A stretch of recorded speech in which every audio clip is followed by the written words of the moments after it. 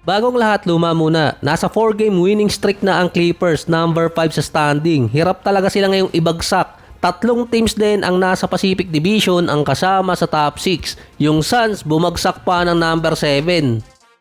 Ang huling tinalo ng Clippers ay Sacramento Kings, 8-8 record ngayon. Ang huling tinalo ng Clippers ay Sacramento na merong 8-8 record ngayon. Nasa number 12, tabla sila sa winning record sa number 11 na San Antonio. Na kapag naman nanalo sila ng isa at natalo ng isa naman yung nasa top 7 hanggang number 10, pwede naman silang tumaas dun. Kaya dikdikan ngayon dito sa West dahil kahit walang Kawhi yung Clippers, nasa number 5 pa sila ngayon ng standing. Mukhang aabutin ng Pasko or bagong taon si Kawhi na kapag minalas-malas pa, bakasyon na siya makakabalik. Dahil sa update ni Coach Tyronn Lue, out pa rin si Kawhi hanggang katapusan ng November. Ang leading scorer pa rin ng Clippers si Norman Powell. Kaya din palang naman bumuhat. Meron pa siyang 23 points per game, 49% sa field at 48% sa 3-point area. Si James Harden naman nasa 20 points, 7 rebounds at 8 assists per game. Yun nga lang, 36% sa field at 31% sa 3-point area. Mukhang hindi rin makukuha ng OKC yung draft pick ngayon ng Clippers. Sa Kings naman, mukhang hindi talaga compatible si DeMar. Nasabi ko lang yan kasi natatalo yung Kings. Kapag nananalo, syempre sasabihin ko compatible. Nung 3 games kasing walang DeMar, meron ang Sacramento na 7 3-point shot per game na nakukuha nila. Nang bumalik naman siya versus Clippers, 10 out of 42 agad noon ng Sacramento, biglang bagsak ng malaki. Same reason pa rin para kay DeMar. Nung bago kasi siya ma-injured, ang Sacramento nun, 10 3-point shot per game.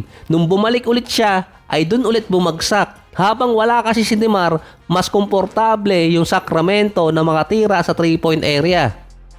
Kaya mas maganda yung record ng Clippers ngayon so far dito sa Sacramento kahit sila pa yung complete lineup at merong mga star player na magkakasama. Yung LA kasi mid-tier 3-point shooting team. Pangalawa, ang Clippers din ang top 5 sa defensive rating at top 4 naman sila sa points allowed.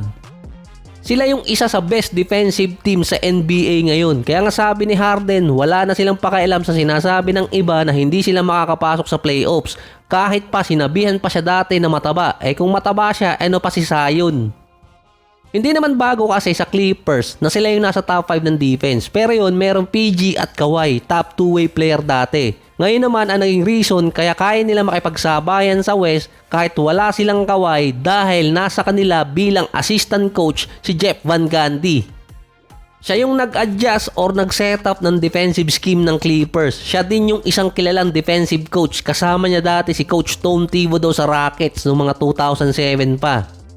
Sasabihin naman ng iba, laglag din yan kapag dumating yung playoffs. Hindi kasi yun muna ang issue sa Clippers. Nananalo sila ngayon, may hawak naman sila ng balance kung sino yung makakapasok sa postseason. Ang Rockets, dahil nananalo sila, yung Minnesota yung bumaba. Dahil naaagaw naman ngayon ng Clippers yung isang spot, merong team ang possible mawala sa contention or manganib kapag malapit na ang playoffs. Kumbaga, bago isipin yung postseason, kailangan muna nila makapasok. Or isa pa, yung nag-aantay kang pumunta ng isang party, hindi ka naman pala imbitado.